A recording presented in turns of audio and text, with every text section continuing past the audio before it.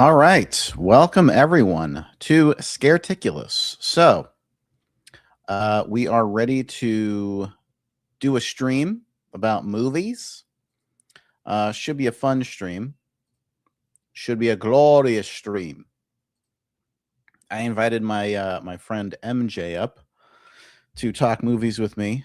I have a list of topics here that I was planning on talking about. We might veer off course. We might, decide to riff and talk about other different stuff. But I was going to give my thoughts on Hokum because I saw it over the weekend. My birthday was on Saturday. So if you have not wished me a happy birthday, if you have not given me all of your money yet, as a thank you for me existing, now would be a good time to do it. So, and look, we have a super chat button. That's all there. Let's do a goal here, shall we? Let's do a an hour. Give me because birthday was over the weekend. That should do it. Apparently YouTube has some new feature or something. It emailed me. It said, instead of super stickers, now we're gonna give your audience the ability to send gifts or something. So now you can send gifts, apparently, as part of the YouTube super chat feature thing. MJ, welcome to the stream. Hello, Jamie. How are you? Hey, good. How are you? How was your weekend? It was good. It was good. It was relaxing. Good. How many hookers did you get with? 1, 2? Hookers? 3. 3. Okay. Mm-hmm. Magic number. That makes sense. Yeah. You've got skim. You've got skim. What is this? Skim milk? You got somebody in the cosmic urgency. I don't know what he's trying to say. Cosmic Bolts urgency. all day. Thank you for the $2. What's good? What is skim good? Milk? Good, yeah, we sir. got skim milk. Well, we got skim milk. I have 2% at home because I like flavor in my milk, and I don't just like to drink water-colored water, or sorry, milk-colored water is what I was trying to say. You got some nerve showing your face after dropping that video. This person's really mad at me because I forgot to put Adam Wingard in my top 10 directors that I would have for Scream 8. He's very pissy and moany about it. Who's that? I don't know who Adam Wingard is. Adam Wingard, he directed The Guest with that guy in it, and also what is that? Which guy? Your Neck. Your Neck? Yeah, let's see. The Guest. What was his name? Dan Stevens. That was his name. Yeah. Also, okay. Micah Monroe's in it. I think this is pre. What's that? The Following. It Follows. Yeah, it's pre. This is pre It Follows. So her career hadn't yet. See, you're in a. I'm not following any of that stuff. I don't follow. Yeah, you're not much of a horror buff. I know that. Really. The thing I know about you is that you like Dune. You love Dune, and Dune's fucking awesome. And pretty much that's all you like is Dune, right? Is no, Lord of the Rings. I like Lord of the Rings. I like Okay. Star Wars. I like some Star Wars. Babylon 5, Battlestar, both Battlestar Galacticas. Both of them. Okay. Because I was a kid in 1978. Yeah, so, you would have watched it when you were a kid. Yeah, it was fucking awesome. For me, being like, holy shit, it's Star Wars. But being it's not. 20 years your junior, I tried to get into that in like the 2000 aughts. I tried to watch it on Netflix back when that was just you could stream stuff, but like it was very choppy at the time. Like it was barely what Netflix is today. Like you didn't have the HD and all that shit. But I tried to get into it. It was boring as hell. Could not do it. Yeah. The modern Battlestar Galactica is fantastic. It's amazing. It's amazing. Holds your interest. It is great character development, and there's just nothing that can compete with that. It's Babylon 5. It's on par. It's better than Babylon 5 because the visuals and the effects are vastly superior to Babylon 5's 90s, kind of stuff. But anyway, yeah, no, and they both have 5-year arcs, which was which made part of the story cool. What am I missing?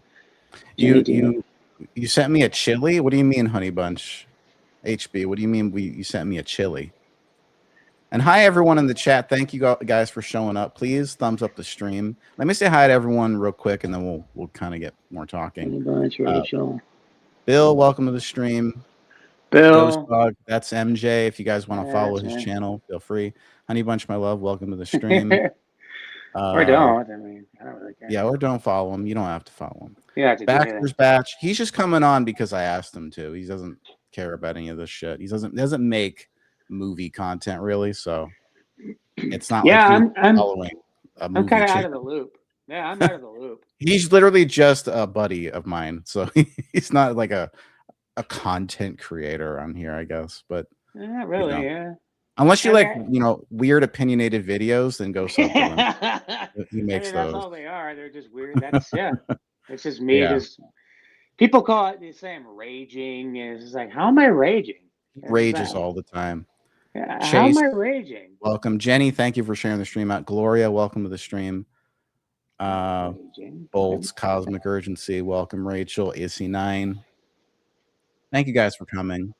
Hey, Bill, thank you for the $5, buddy. Says, okay, all right. What? Nothing. Okay, all right. Why? Why'd you say that? Because the vibe here is it got super weird. Why? Because what's the vibe? What's happening? Super competitive. What is on the here vibe. On the panel? Yeah, it feels super competitive. No, nothing is competitive here, dude. This all right. You and me? It could be. Yeah. No. Come on, man. You do your thing, I do my thing. This is like this is how I treat my job, my business. You have an actual real job in real life. So we're just different. All right, fair enough. Yeah. Summerism's welcome. Sarah, welcome to the stream. Nicole, hello, welcome. Looking forward to hear your Hokum review. Yes, I'm going to go over that a little bit, talk with MJ about it. And I watched the trailer today for Hokum. That's some disconcerting shit. It's spooky, right? Yeah, the trailer was pretty freaking spooky. That was. Okay, I see the thing that Honey Bunch sent, but I can't see it. 2 friends. For whatever. Oh, I can see it now on YouTube. Why doesn't she have? Wait a minute. What the fuck? Okay, look at how this came in on YouTube end. Okay, look at this weird shit. Okay, so YouTube is getting really confusing now, but because look at what they're doing. So Honey Bunch, right there, she sent this like chili pepper or something, right? Which is a gift. You can buy these little gifts, right?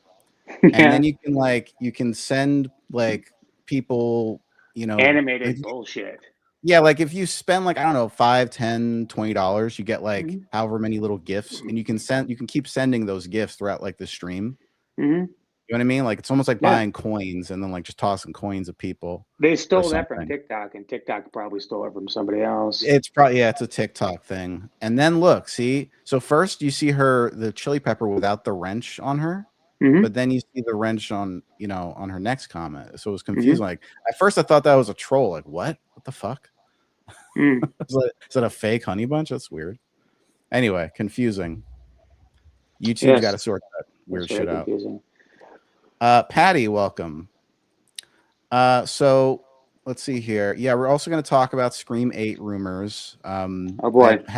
I'm basically obligated to put that in the title because that's what gets people to come watch the stream, because that's like the one thing that like will get you views is if you talk about Scream.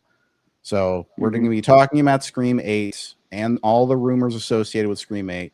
They have writers for the new film. They have not picked a director yet. Spyglass Entertainment, they want to get a new movie going as quickly as possible. Leela and Nora Zuckerman are heading up the writing team for the new Scream movie. They, I don't know if they were the writers. Okay. Yeah, they were the writers on that show called Poker Face, which is it's called a How Catch 'em. You're familiar with the term whodunit, right? Mm-hmm. Scream movies are whodunits. It's like, who did it? You don't know who did the murders, right? I saw the first three, so I'm not a complete idiot on this franchise. Right. Yeah, you've seen. Yeah, I'm sure most people are familiar with the Scream franchise, but even if you haven't seen them, you kind of generally know what it's about. Ghost face mask guy goes around killing people. Murder. You find out who it is at the end. Oh my God, big shock, right? Yeah, it's ironic. It's funny. Basically the template for every Scream movie. With How Catch 'em, it's more like Columbo or Monk or something, where you know who the murderer is, the killer from the beginning of the thing. And then they have to figure out like how we're going to catch them, right? How catch them, right? So the theory and I came up with this theory first, I'm going to pat myself on the back here. Well done. Is that this next Scream movie is going to be somewhat of a How Catch 'em, maybe merged with a whodunit. Like it will still have to figure out like if there's maybe multiple ghost faces, like who the other ghost face is, but we'll know who one ghost face is from the beginning. And basically it's like a whole puzzle box trying to figure out the whole movie, you know, who's the other guy, if they're connected to the main guy, you know what I mean? And then we'll have the main character trying to figure out like how to catch our, you know, main killer, who is going to be like the double protagonist. We'll have multiple protagonists basically.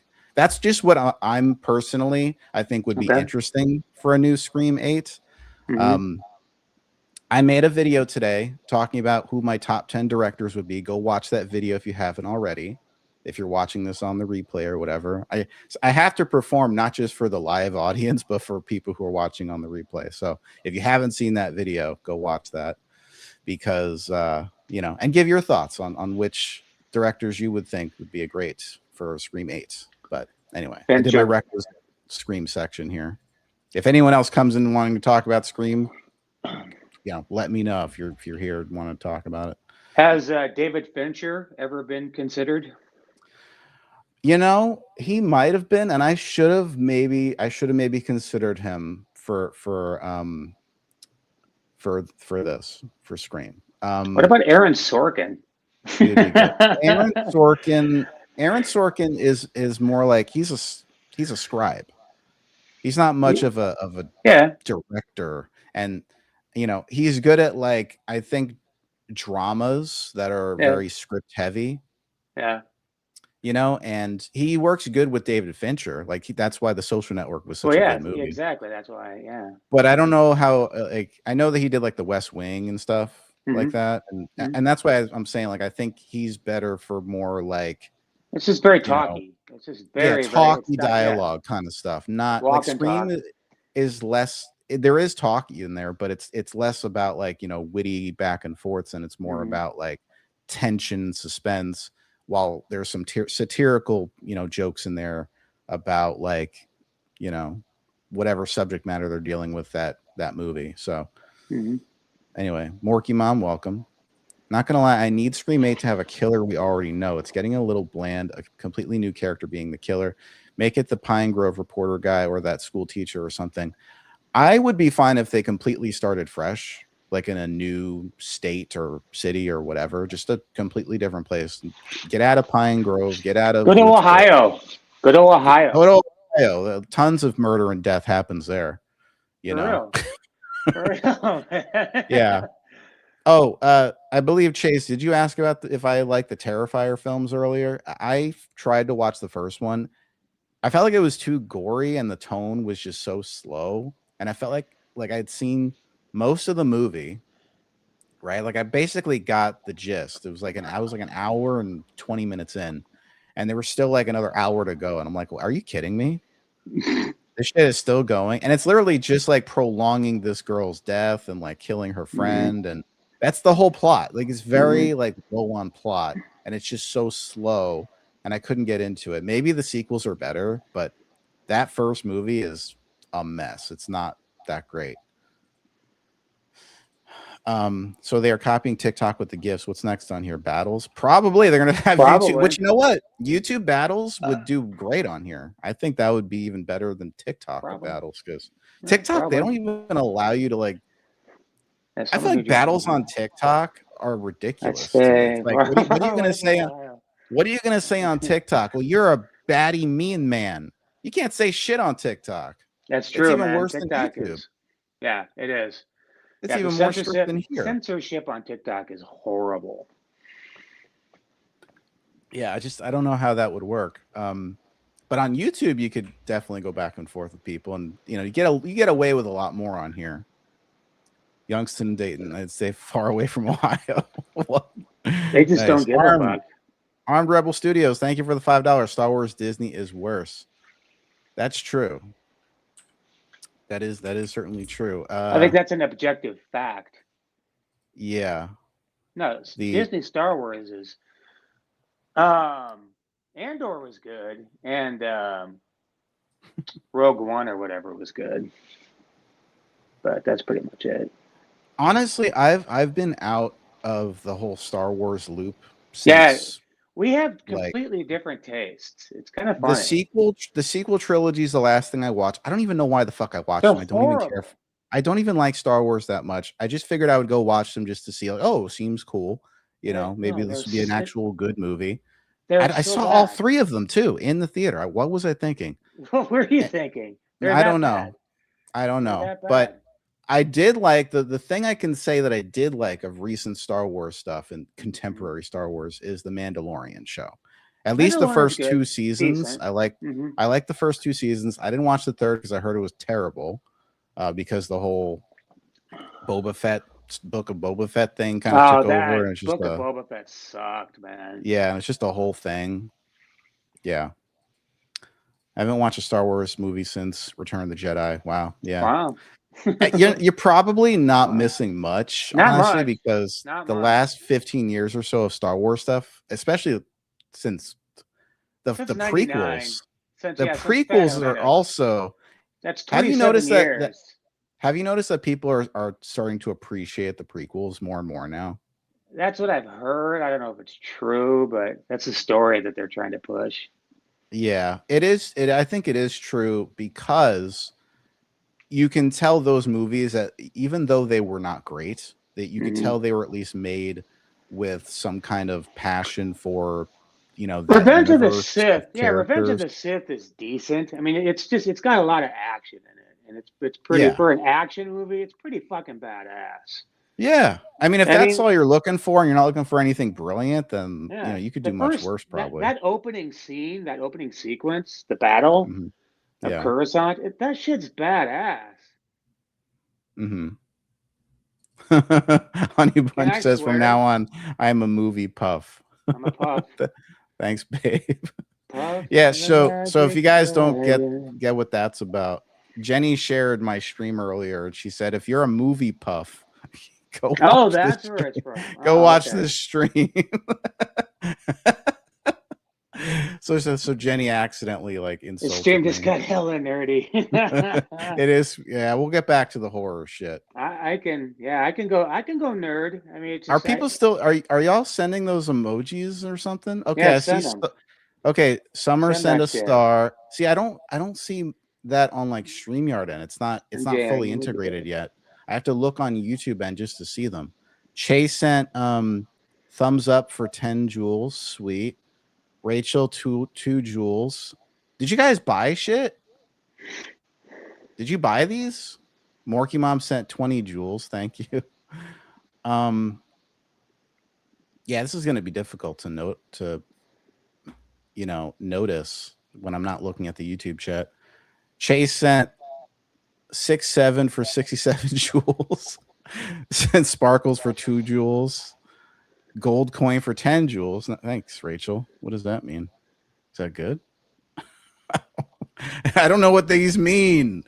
I can't easily put that on a fucking donation fund bar. But thank you guys for those. I'm sure they'll count in some way towards my. They'll probably add up to like $1 or something. I don't know what they're sending. I don't know the meat. They don't. I don't know the value of these. They're not. They don't tell me. You think jewels grow on trees? Right. All right. Let's see here.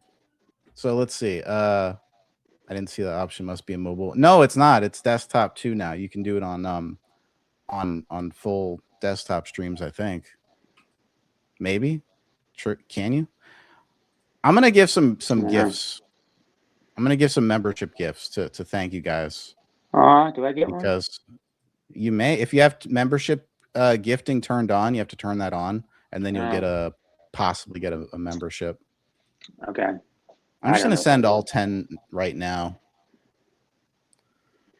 Let's see here. Who got the memberships? Rachel got one. Southern Rose, Mitchell, Missy Debbie, Amber, XX Riot. Okay.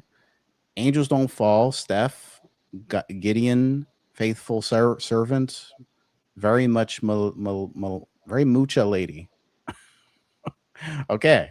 Awesome. Cool. All right. You're just about to buy one. Yeah, it's all right. Just re-up next time or whatever. Morky Mom, thank you for becoming a member. You became a shiny thing grabber. Awesome. A shiny thing grabber. All right. We are making it rain, y'all. We got lurkers in here getting the memberships, right? Well, actually, that's been debunked a long time ago. You don't have to be watching the stream to receive a gift, a gifted membership. But I think you do need to be subscribed or at least watch the channel somehow. Like if these people probably watch me, but they don't participate. So no one in here got a membership that except for Rachel. She's the only one. I subscribed just now. And MJ just subscribed just now. You don't even watch my fucking stream. You don't watch this channel. I can start watching. I haven't start watching it. I've looked in, I've peeked in a few times. Start watching it, bitch boy. Start watching? or what? or else. All right. Bolts is the MVP. He should have won. Well, he does win. He wins in my book. Well, I don't know, man. He wins in everybody's book. Yeah. MJ fake friend, bro, just subscribed. Yeah.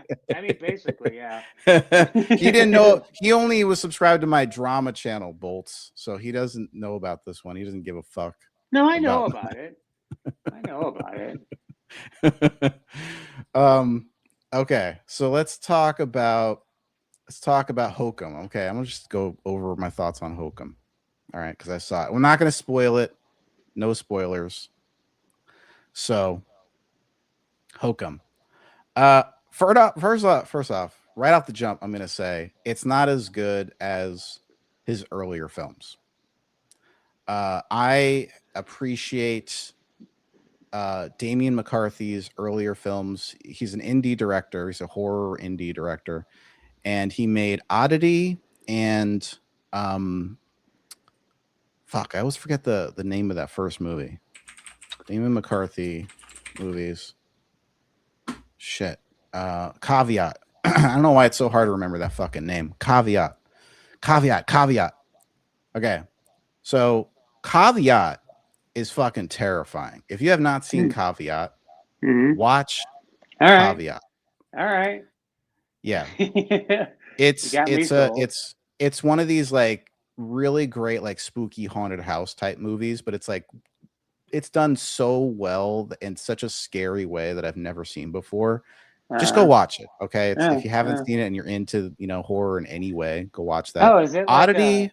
There's a weird Oddity was good too. It's just not as scary. It's a little bit more involved in like the dramatic aspect of the story, where they're trying to like tell, a story of like a woman's relationship and like her sister and the woman's husband's cheating on her and all this other stuff. And so there's a lot of like interdynamic, like kind of dramatic stuff happening in that movie. And I feel like a similar thing kind of happens in this movie in Hokum, where, you know, okay, I'm just also going to say IGN, they gave this movie a 4 out of 10. Okay. And it everyone was started talking about it. Everyone was like, oh my God, how could they give Hokum a 4 out of 10? It's got to be better than that, right? Well, most certainly is better than a 4 out of 10. But I also am going to say that some of the points that they made did kind of make sense. Although it's way better than 4 out of 10. I would give this at least a 7 out of 10. Like in terms of quality, in terms of like the scares and what it is as a horror movie, and just everything. I would at least give it a 7 out of 10, if not like a 7.5. But it does try to do a lot, because in a lot of horror movies, you're going to watch a particular kind of movie, right? If you're going to watch the Conjuring films, it's about like demons possessing humans and like how do they exorcise the demon, right? And how that kind of affects the other parts of the story. If you're going to watch Saw, you're watching, okay, Jigsaw, he's this kind of crazy guy who's trying to exact this moral crusade on the innocent victims and try to see if they're guilty or innocent, and if they want to appreciate life and whatever. You kind of know what you're getting. With Hokum, there's a lot of stories they kind of toss in the mix.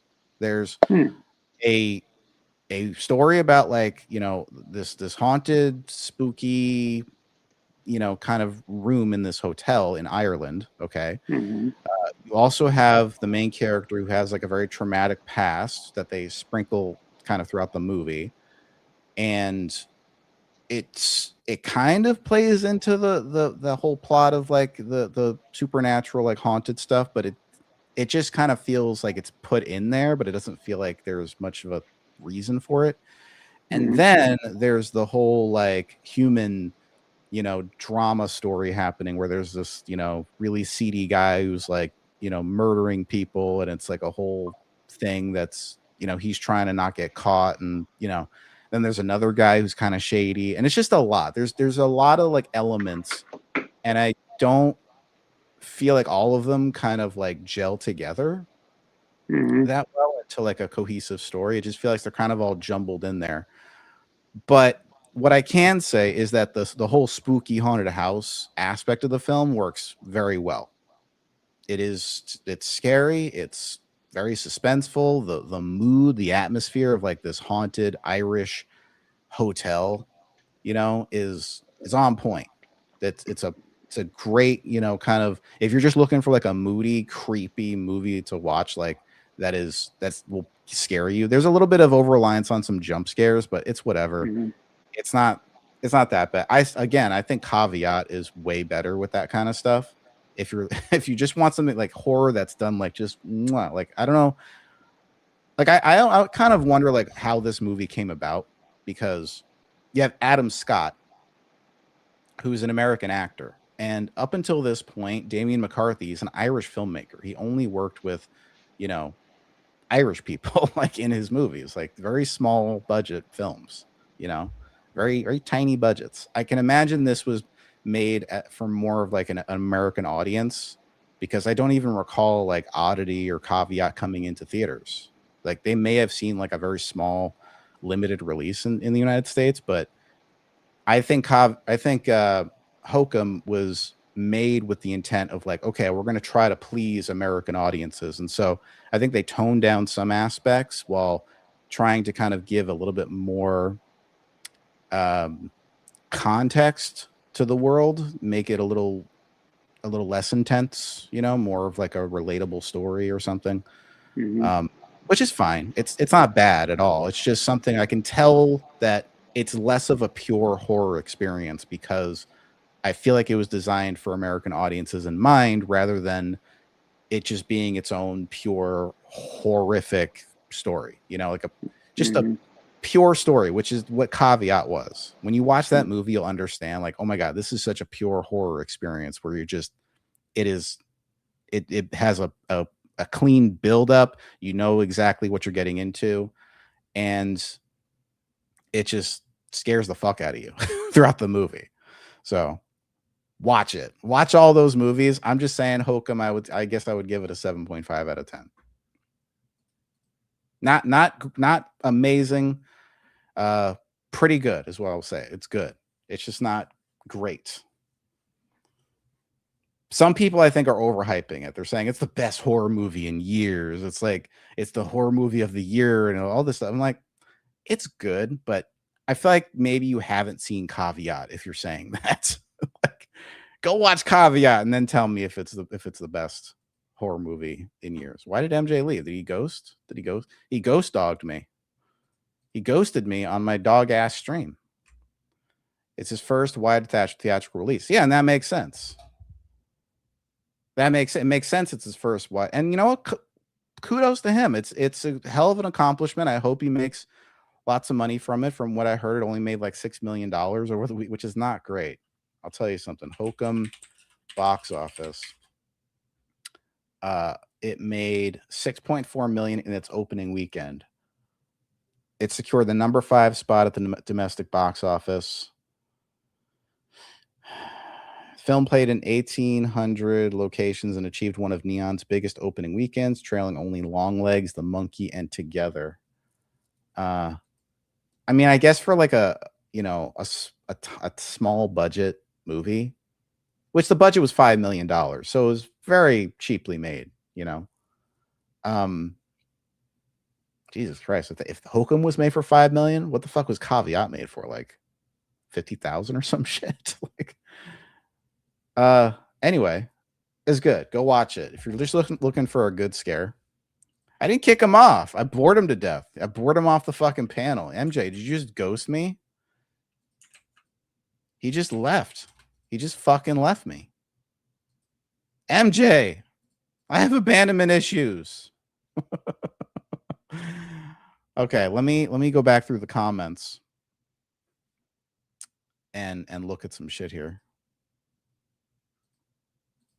Member for 10 months. Awesome. Sweet. We got lurkers in here. Let's see here. Soil spoilers. Caveat is fucking great. One of the best Tubi movies. Man, yeah, dude, it's fucking scary, right? Creepy as fuck, man. You do not want to watch that shit alone. That is a creepy ass fucking movie. Do you want to play the trailer for people that don't know about Hokum? Yeah, who doesn't know about Hokum? Put a 1 in the chat if you want me to play the trailer for Hokum. I feel like most people kind of know what that is, right? Why'd you leave? I didn't. My connection dropped on me. The fuck is wrong with you? Get your shit together, dude. Dude, this is shitty Wi-Fi. Apparently. Oh, I gotta mute. Saw movie. The Saw movies are good. Hey, Zero, welcome to the stream. That corpse scene of the mother. Yeah, that corpse scene was fucking freaky. I'm watching that tonight. After this, I'm gonna watch Caveat. Go watch that. You saw The Mummy? Did you like it? Did you like the Mummy movie? I heard it was very gross and not that great.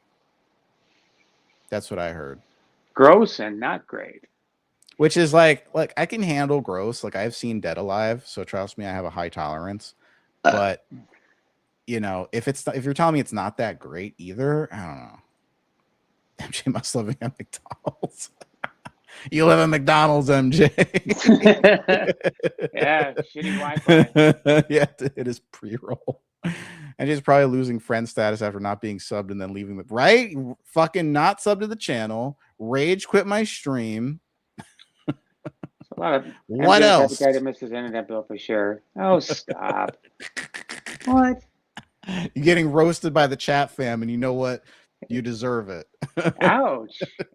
Oh. Have you? Wow. I don't know if anyone's seen that meme. There's like a meme like on Twitter or something where it's like, you like it says something like you getting roasted in the comments and to be honest, you deserve it or something like that. It's so weird how like these sayings just become repeated like endlessly. Like people just say the same things all over the internet. No, I didn't like it. It was disgusting and a bit silly, actually, a lot. So, wow, okay. Sorry to hear that. That's disappointing because he's supposed to be making the next Evil Dead movie. It's basically Evil Dead Rise, but with a kid that made a lot of snarling noises. The Centipede? You talking about Human Centipede? I'm not talking about Human Centipede. Get the fuck out of here with that. Dude, I saw that first one. It was stupid and gross. Stupid and gross. It was basically fucking it was basically The Mummy, but you know, stupider. So yeah. Okay, let's talk about some news stories. Let's talk about some news. We got to cover the news here. All right. Boring news. Okay. So Friday the 13th. Apparently it's getting a movie now. Apparently it's been in kind of a limbo state for years because there have been rights issues between Paramount and Warner Brothers. It's been a $110 billion merger, and the Sean Cunningham, the director of the 1980 original, he says that a treatment is done, and he's voicing his hope that a young writer will tackle the script while he serves as cheerleader or an executive producer. Apparently, him and Victor Miller, the screenwriter of the original movie, resolved their years-long custody battle over Jason Voorhees and his surrounding mythos. There's still a major hurdle to overcome at the studio level, and that's the whole Warner Brothers and Paramount thing. Why the fuck is this font on this website? It looks stupid as hell, doesn't it? Like, you could not pick a thicker font than that. It looks like I'm reading like a, I don't know, like Wingdings or something. Anyway. So, are you aware at all of the whole issues with Friday the 13th? How they haven't been able to like get Jason and Friday the 13th to be part of like the same thing for however many years because of those rights issues? Mm-hmm. Yeah, it's been like a whole thing for years. I'm gonna say personally, I am not a huge Friday the 13th fan. I'm not either. I watched those original Friday the 13th movies, and they're fine. Like, they're just your kind of garden variety, like slasher movies. Mm-hmm. But it's one of those things that, like, apparently, you know, they're making a show. Which, have you heard about this? It's called like Crystal Lake or something like that. Oh, really? I think I Yeah. heard it. Yeah, I think I saw something about that. Yeah, it's gonna have Linda Cardellini in it as Jason Voorhees' mom. Oh, okay. Okay. So, and that's coming out this summer, and then they're also making a movie like another Jason movie. Now, I'm just curious at this point, like, what more can there possibly be to do with this franchise? Like, it's great. Okay, you got the rights. You figured out the rights with the character and all that. Great. What are you going to do with this character that hasn't already been done? I mean, he's been to space. He's been to Manhattan. He's gone every which fucking way. Didn't he go to hell? I think he went to hell. Yeah. He's gone everywhere. It's like, what is the point of this franchise anymore? And what are you going to do with it that hasn't already been done? Like, there's been so many of them. Like, I don't even know how many there's been in the last 20 years. Like 5? Like, they keep making those movies. Yeah. So it's not like the rights issues have really stopped them from making movies. They still make the movies. Some of the Friday the 13th movies are good. Some are stupid.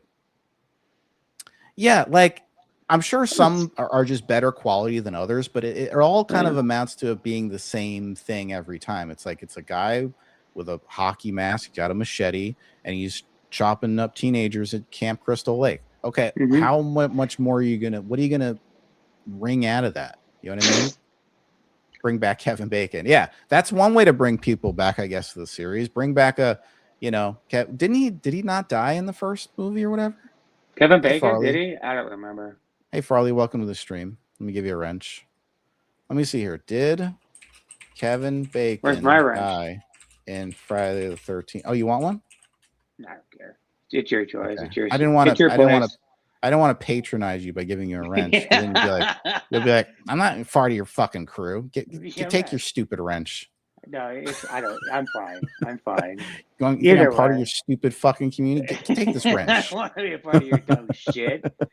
Fucking fag. He dies in the original Friday the 13th. So how is he going to come back as a ghost?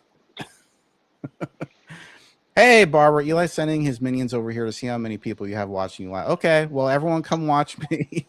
Got 23. Everyone come watch me. That'll piss him off that no one's watching him and I'm not streaming his content. Get everyone to come over here to come watch me. Come over and watch. Message everyone my stream. Come over. Give me some donations. That'll piss them off. That'll really get them. Scareticulus. Come over to Scareticulus. Well, you'll get your free memberships and your gifts and your some candy memberships. You get all the shit. Soda. I don't know. Disney should make an animated movie about two girls and call it Scissor. Ew. Why? Why Disney? Why Disney should make that? They're gonna leave out all the good parts. They're not gonna do it right. Flip floppers like MJ. All right. Oh. Who said that? Eli. What'd he say? That's the title of his stream right now. Sorry, I didn't. Flip floppers like MJ. Yeah. That's the title. Yeah. No way. I gotta see this for myself. Plus all the latest court updates and more. Flip floppers like MJ. What a fucking loser. He saw me over here and was like, fuck you, MJ. What an idiot. You said you'd never go back. I did say that. Yeah. Yeah, you did. I did say that. Well, what can I say? I'm a charming motherfucker. So people come back. You know, I don't hate you. I've never hated you. I've never hated you. You really pissed me off. That's all. I pissed him off. No, Eli doesn't give away any free memberships. He doesn't do that. He's afraid of giving away because he doesn't want anyone to see his members only stream. Did MJ get sober and come back to Jamie? Yes, I did. I sobered up. He was a drunk. He was an addict. I left the woman I was cheating on Jamie with. Eli wants you to debate you, MJ. Eli, is that what he's saying? Debates. All right, let's go. Let's go, Eli.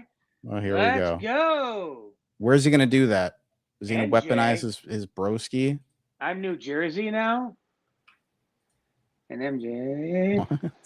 New Jersey. NJ. Yeah, I don't know why it's flip flop. MJ and I have always had a friendship. I don't hate you guys, Nicole. I kind of liked you. I thought you were talented. I liked your singing. Your singing. Don't take me seriously, okay? Just don't take him seriously. He's not meant to be taken seriously.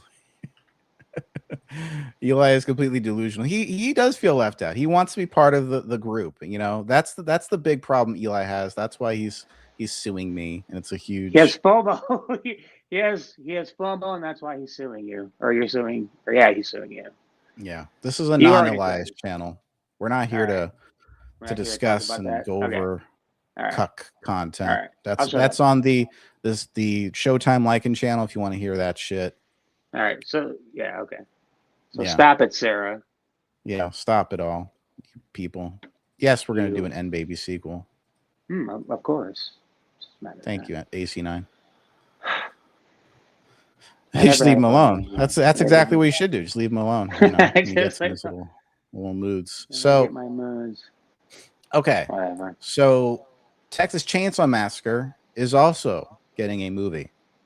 Now, this one is a little bit more of an interesting story because there's this new movie called Obsession, which hasn't come out yet, but it's getting like rave reviews. People are just hyping this shit up about that movie, saying it's the best horror movie in years, and you know, people can see why that he's being tapped to direct the new Texas Chainsaw Massacre movie. Like, it's just that good. It's like, it's amazing. It's incredible. I really hope so. I hope when I see it, I'll think the same thing. That comes out like May 15th, I think. Somewhere around there, like in a couple weeks. So anyway, so Curry Barker, the director of that movie, he's saying that it may be a family affair. And this is what he has to say about the movie and how he's kind of choosing to kind of lean into this movie. I think of it as, you know, respecting the source material. I absolutely love the original film, but I want to do something that's different. I'm not going to stray away too far from what we know, but just making it stronger or making it more like really I want to lean into the uncomfortability of the family. I want to lean into the rawness of what's going on there. There's some really messed up stuff happening at that farm. I genuinely feel as if there's so much potential for that concept that has not been realized. You know what I mean? The original was in the 70s, and then there was the remakes. The 2003 was my favorite. It was like my first horror movie I'd ever seen when I was a kid. And I actually think it's a decent remake, but like still there's so much that concept hasn't really leaned into or hasn't like dived, you know? So I actually feel like there's a lot to explore. So I'm really So it seems to me, and by the way, thank you so much to Bolts All Day for the $5. He says, must be ashamed to Eli fans. This isn't going towards him. Poor guy makes 52 cents a day if he's lucky. That's very true. So Curry Barker, he's saying here, and by the way, he looks very much like Elton John, and he looks, never mind. I'm not going to go into his looks, but it seems to me like he's trying to go more psychological with this movie. You know, at less of an emphasis on like the pure visceral like violence of Texas Chainsaw Massacre and more like, you know, exploring the psychological horrors, you know, so making it less of like a purely gore focused movie and more of like a psychologically terrifying kind of experience, which I think is interesting. That's an interesting take. I haven't really seen that too much from Texas Chainsaw. Usually when you watch one of those movies, you kind of know what you're getting, right?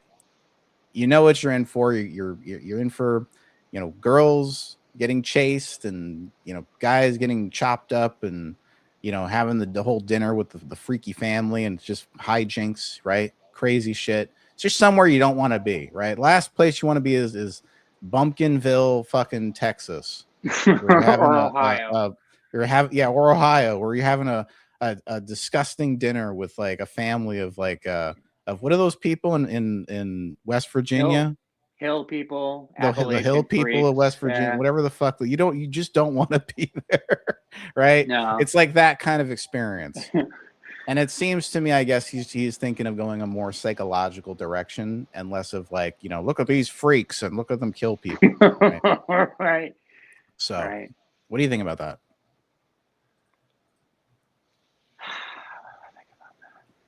I don't know, man. I haven't really thought about it. What do you think about that the fact of them going more psychological with this entry?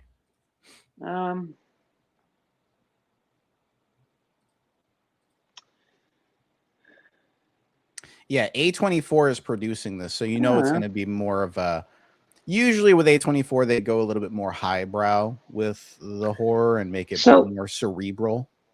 Well, what does that mean to go more psychological? Psychological how? Like exploring like the mental, you know, neuroses. Like, and like why are these people the way they are? Yes. Why are they doing these things? You know, maybe exploring like how I don't know if I care enough about that. How Leatherface was raised, or you know, something like that. I don't know. I mean, I've kind of seen that shit. I mean, unless they go in a radically new direction with it, like, haven't we all seen this? It's like his parents were like freakishly violent and probably some weird sexual shit. And I mean, he got beat because he didn't eat his dinner or didn't finish his dinner. You know, I mean, you know, they'd probably the kind of people that put like, you know, rocks into socks and then just beat the shit out of you with rocks and socks. Yeah. Rocks and socks. You know, I will say that, you know, when it comes to Texas Chainsaw Massacre, you're not exactly dealing with like Mensa level people here, you know. Right. You're dealing with very like low income, low status people who are probably low intelligence, low IQ.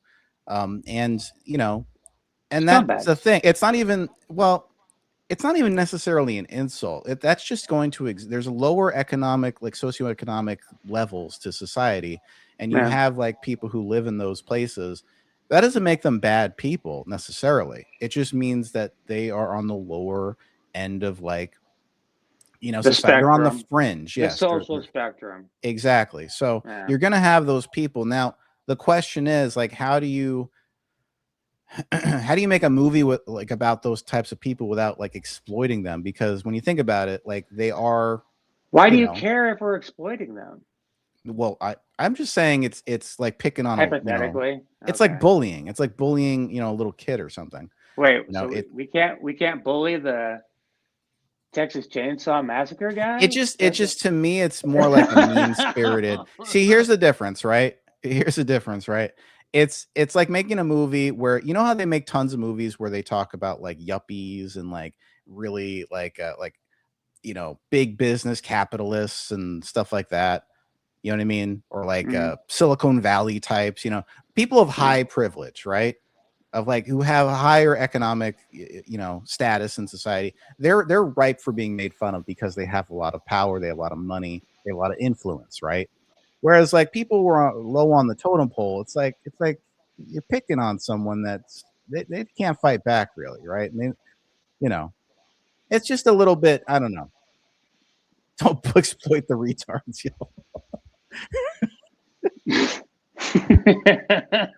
I'm going to say this, okay? I think that they are retarded.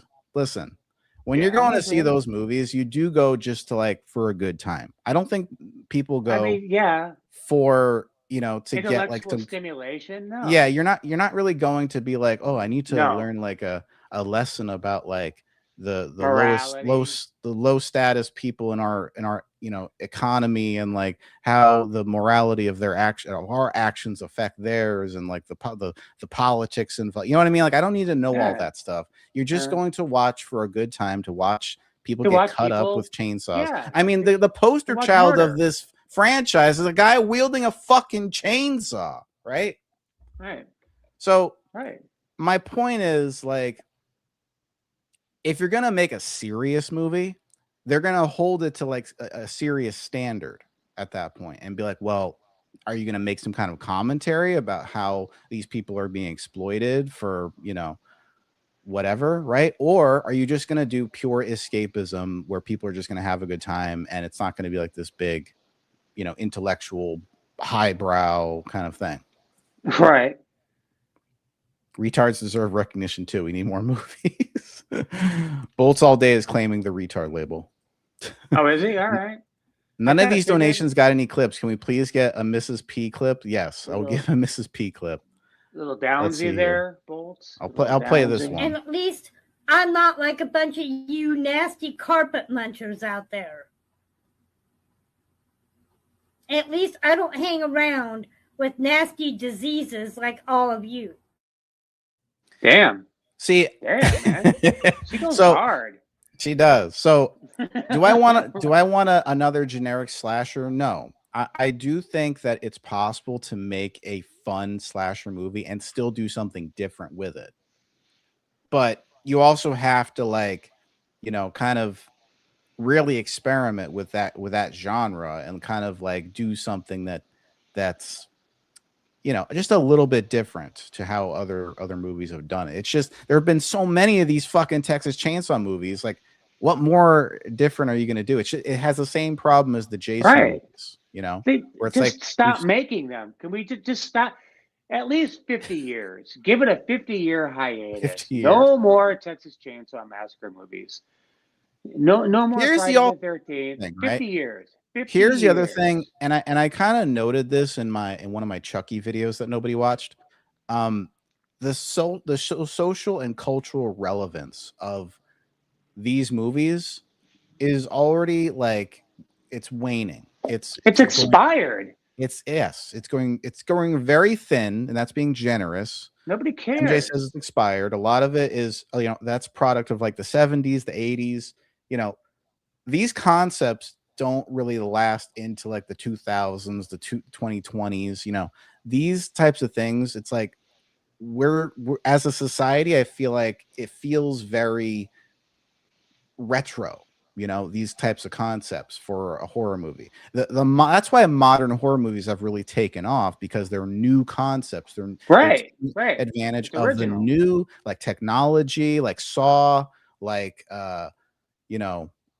like paranormal movies. That's been huge the past 15 years. Lots of movies like that, they take advantage. Paranormal Activity, that took advantage of technology. We're getting another Paranormal Activity that's going to have more technology in it. So the modern horror is exploring the more like you know, aspects of like technology and computers and AI and all that stuff.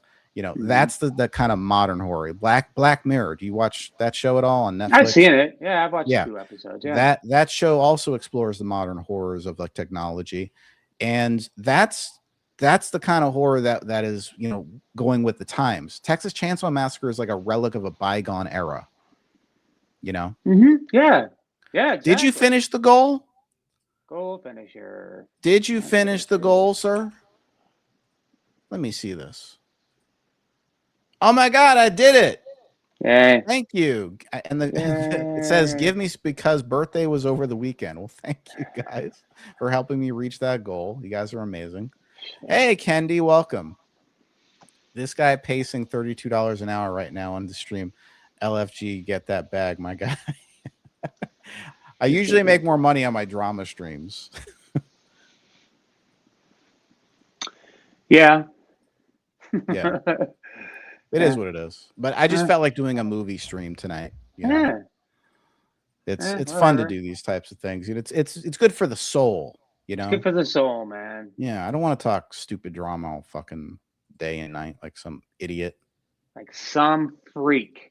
Yeah, some freaking idiot. Some asshole. So, let's see here. Did I talk about pretty much everything? Did you? All right. Yeah, I did. Okay. Dude, that doesn't mean we have to end. I just wanted to make sure I covered everything. Paul, have you seen the trailer? It's either Obsessed or Obsession. Have you seen the trailer for that? Obsession. That's the movie with that Curry Barker is directing. Is it? Okay. Yeah. It's some chick named Navarette, something or other.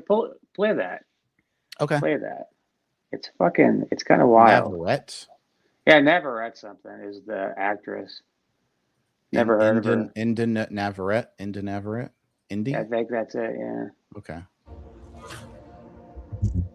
Have you ever actually like flirted with Nikki? I'm gonna go get some shots. I'll come with you if she means this much to you. And I know she does. To say, Nikki, I think we should grab a drink sometime. Nikki, wait. I was gonna ask you, What? I lost my train of thought. Good night. What else? Why? One wish will you only get one wish. I wish Nikki Freeman loved me more than anyone in the entire world.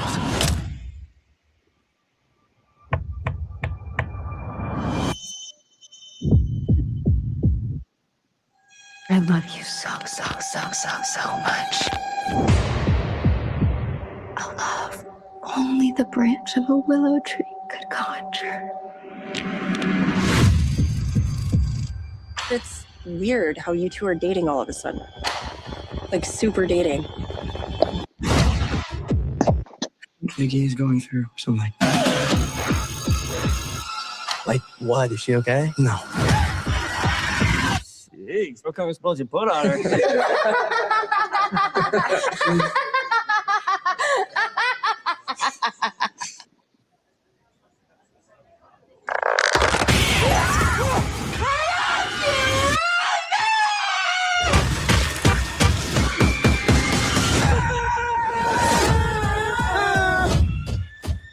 Nikki?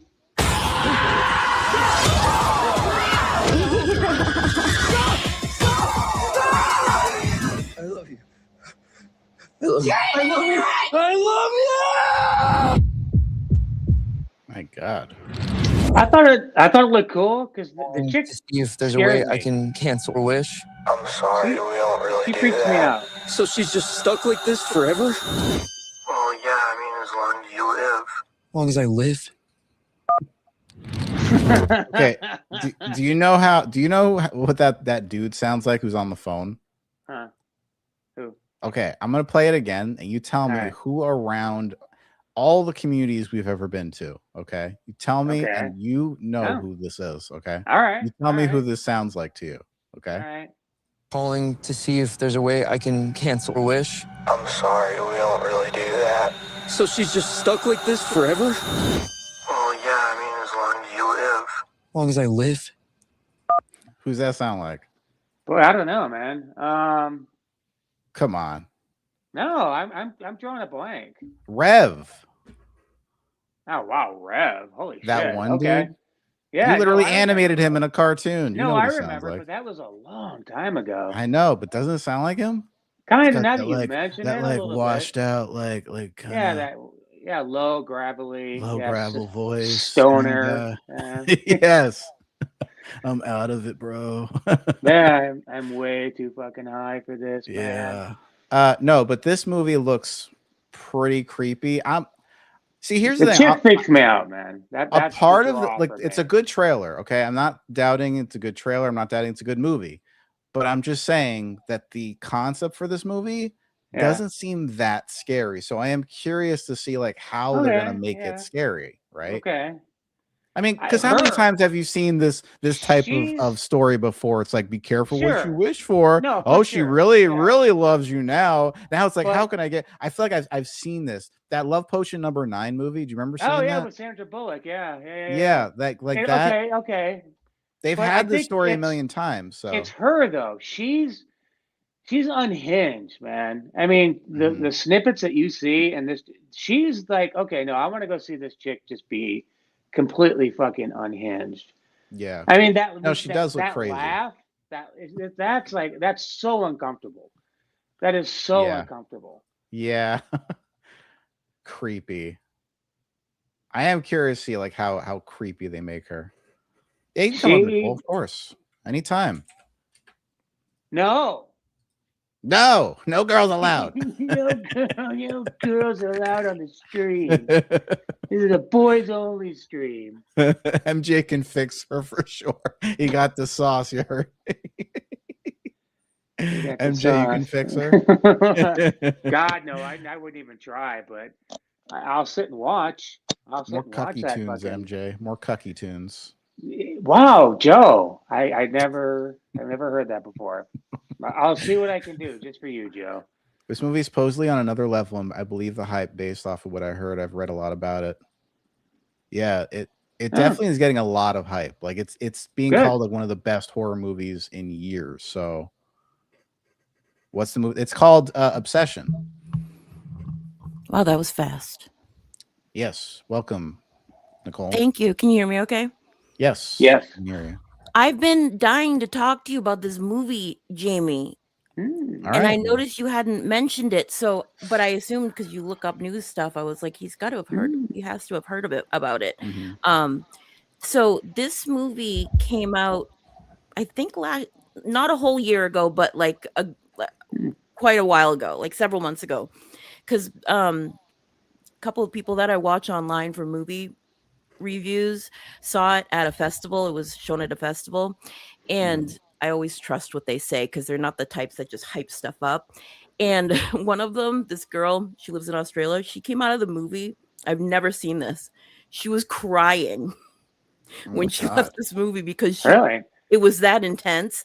And she sees like the worst of the worst, disturbing, like she watches like that shit, and she was so messed up after this movie that I'm almost afraid to see it at this point. Wow.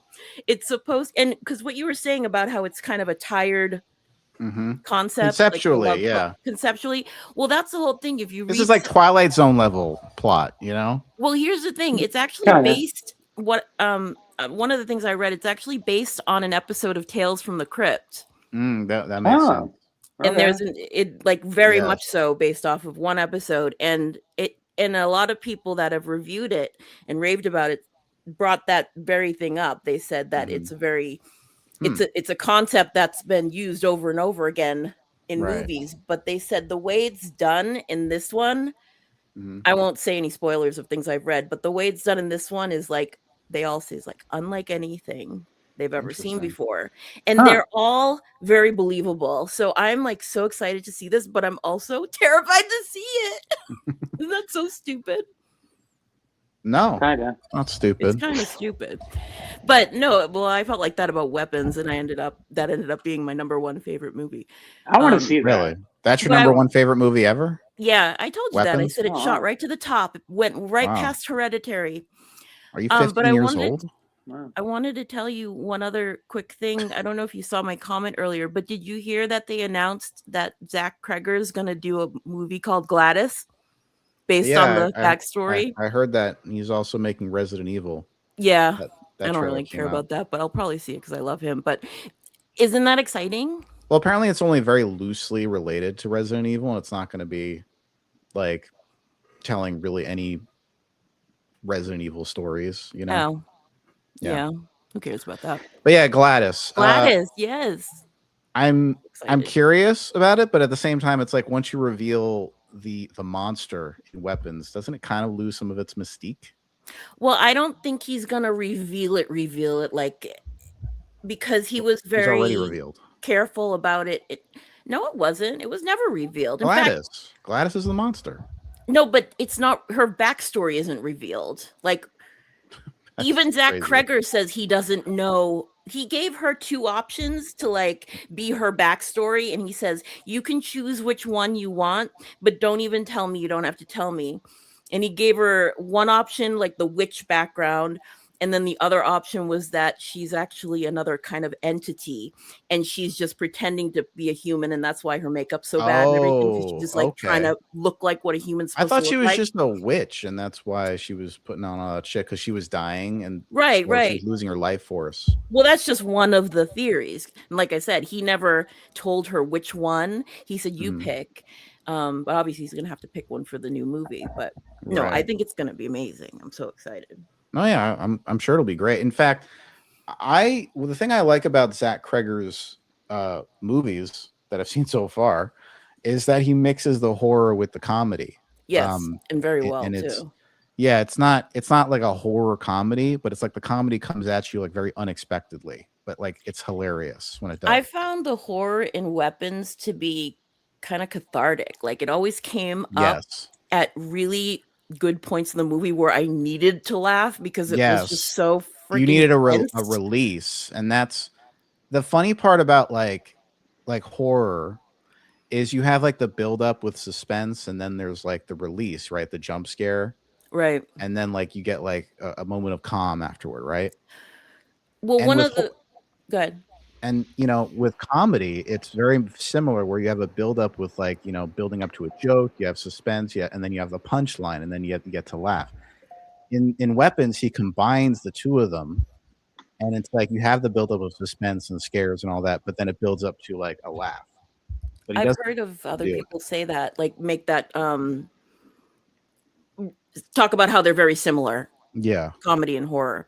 But I thought like one of the Barbarians is goated. I'm sorry. It's way better. It's a great movie, but it's basically better. It's basically Zach Kreger's version of Caveat to Damien McCarthy's, you know, it's his Caveat basically. My favorite scene in Barbarian is when he starts measuring. Watch Barbarian. You put that on your list, MJ, if you haven't seen Barbarian. I am.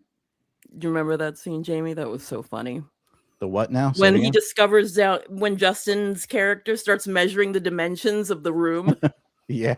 Instead of being like, what the fuck is this? He starts measuring it to see like if he can rent out the space. That was hilarious. What I was gonna say about the comedy and horror thing is I thought one of the most brilliant ways that was done in Weapons was that scene when was it Jeff Bridges? Yeah. When Jeff Bridges' character woke up from that nightmare and he woke up, he's like, what the fuck? Remember that? Yeah. He bolted out of bed. It's not Jeff Bridges. It's Josh Brolin. Oh, okay. Thank you. Yeah. I remember in the theater, everybody just cracked up because it followed that incredibly scary jump scare in the bed where everyone almost pooped their pants. And then suddenly he like has that line. And I just remember being like, wow, that was just such good directing and good writing to have that all line up. So like, it was like back to back. You were like literally shitting your pants scared. And then a second later, you're like laugh out loud hilarious. It's very hard to do. It is. It is hard to do that. It's hard to pull that off because you could try to do that and then it just falls flat once you try to do the comedy thing, you know, and then the whole scene just falls flat. like The Mummy, there were a lot of funny parts in The Mummy, but it was funny because it was stupid and silly. Right. Like that's not a good kind of horror comedy. It's like I'm laughing. You want to laugh still... with the movie, not laugh at it. Right, exactly. That's what it was. Like there was this scene. So you're saying that The Mummy was basically the Eli of horror movies? Pretty much. I mean, here's an example. Like there's this scene when the mummy daughter, she finally starts talking, like because she doesn't talk for quite a few days when she comes home, and the little sister is like, "Is that you talking?" Like on the other side of the door. She's like, "Yeah, I can talk now." And then she goes, "And I want to see what your little toes taste like." Like her voice just changes to this really cartoonish, ridiculous monster voice, and it was so silly, and I was laughing because it was so dumb. It was supposed to be scary, but it wasn't. It was dumb. Yeah. So I don't recommend it. It sucks. Sometimes like a child actor can really be creepy in a scene. She was creepy. She was creepy, but it was more of like the director's choices of what to do in the movie. I mean, I watched it on my laptop. You can watch it on your laptop for free on that website I told you about. Right. So maybe I'll watch it someday. Yeah. Well, anyways, I just wanted to tell you about that Gladys movie because I was psyched to hear about that. Thanks for coming up. Say hi to Trinity. Hi, Trinity. Meow, meow, meow, meow. Meow, meow, meow, meow, meow. How come he's not trying to attack you like Robbie's cat? She. Like what? How come she's not trying to bite your skin off like Robbie's cat does? She's a baby. You've always managed to. You can always hold your cats like babies. Isn't that not a thing? Cats don't like that usually. They love it when I do it. When you do it, yeah. Cute. Oh my God. Baby. Sorry. Night, baby. Okay, I'm gonna go down now. Bye. Okay, bye. All right, bye, Thanks for coming up, Nicole. Thank you. All right. Hey, crime scene, what's up? Make sure to let everyone know where you'll be on Friday, dismantling Stoothers. All right. So the crime scene. If you want to come up and promote your shit, feel free to come up and shill your shit. Come up and shill your shit, man. Yeah. It's the Shill Your Shit Show with Jamie. Yeah. Thumbs up the stream, y'all. If you haven't already. Do it. Or else. Do it now or else. Do it or else. We'll come to your house and do things that you won't like. Yes. Sexual things. Doesn't have to necessarily be sexual. It can be violent. Or maybe we'll just sit either or. Your choice, really. It's dealer's choice. I don't know why I'm doing this. What did the STD stand for? What was it again? Oh, Scareticulus disorder. Scareticulus disorder. Yeah, scared tickles disorder. Scareticulus disorder. There it is. Yeah. Whoever that girl was, you should have her on more shows, more entertaining when there's more people discussing Teach It. I agree. She's been on before, hasn't she? Yeah, Nicole's been on my streams before. I've had her on a bunch of times before. I just haven't really been too active on here. So, yeah.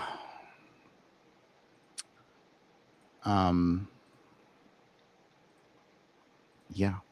Haven't you? Really? Like, when you say not active, like, how often would you say you stream on here? 5 minutes.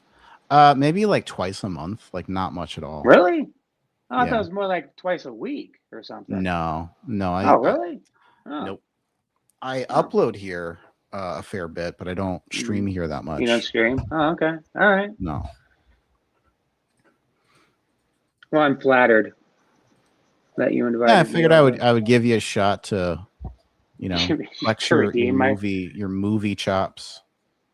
Yeah, it's been a while. Your shamed history. Why do you keep coming on my lap? Coming on your lap? What? Who's coming on your lap? Jumping on my lap. Hopefully you can go up another time, Nicole, and talk to Blake Lively. Oh yeah, the Blake Lively thing that's been concluded. Oh, it's over. Apparently, they settled out of court. Oh, did they? Okay. Yeah. For how So there's much? that. Do you know? I don't know. 4 million. It doesn't really. I don't think it says. I mean, they don't usually say like how much they settle for. I think they keep that shit private. Wow. Yeah. I think they should make it public. They should make it public because I said so. I just want to know. I'm curious. I'm sure there's a way to find out.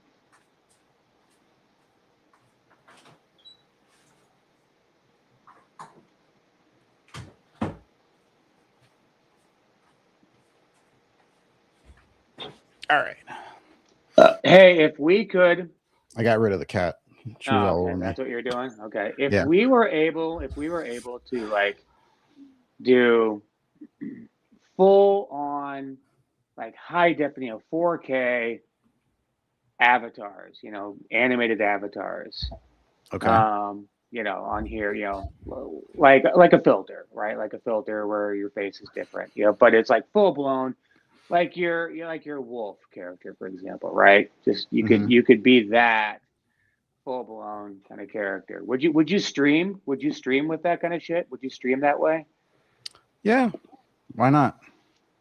The only thing I would be afraid of is that people would interpret me as some kind of furry, because there's a lot of like.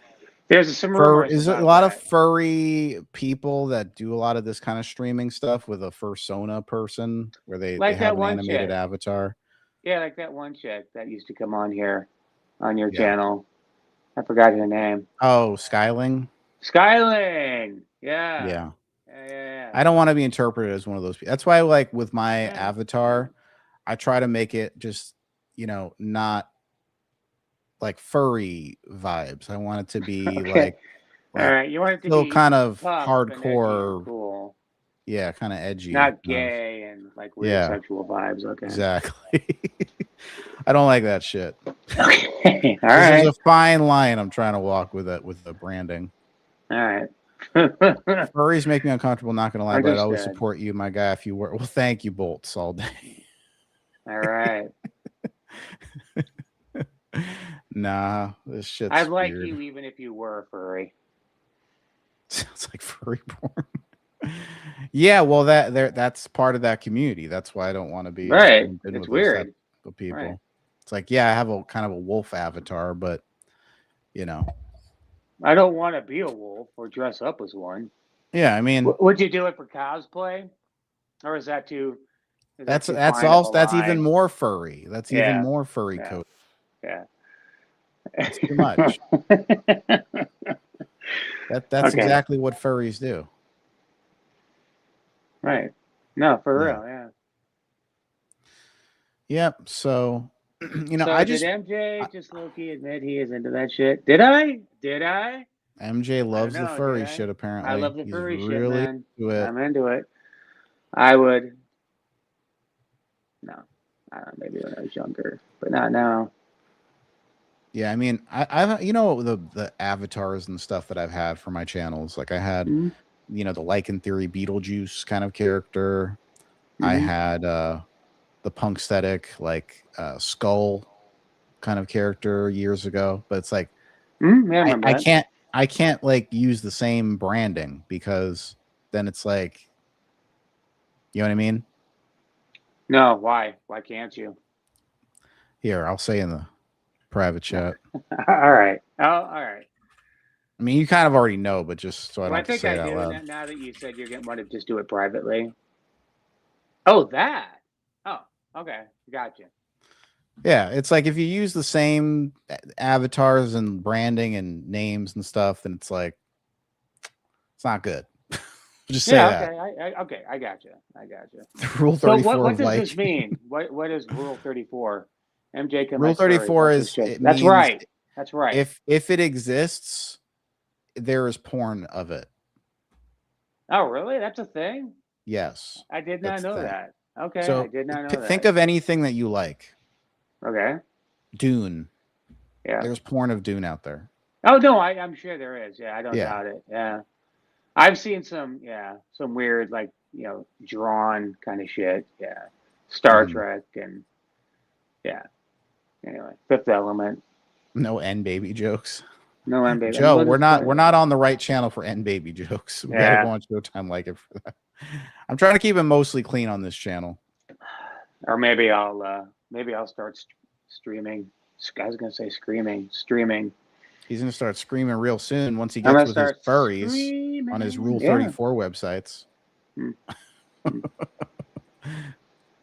Two girls, one cup. Two chicks at the same time. Two chicks, man. Do you remember from Office Space? Where he's like, what would you do with $1 million? He's like, 2 chicks at the same time. Yeah, his neighbor. Yeah. Like, that's what you would do with $1 million? Like, yeah, man. Hell yeah. Hell yeah. What?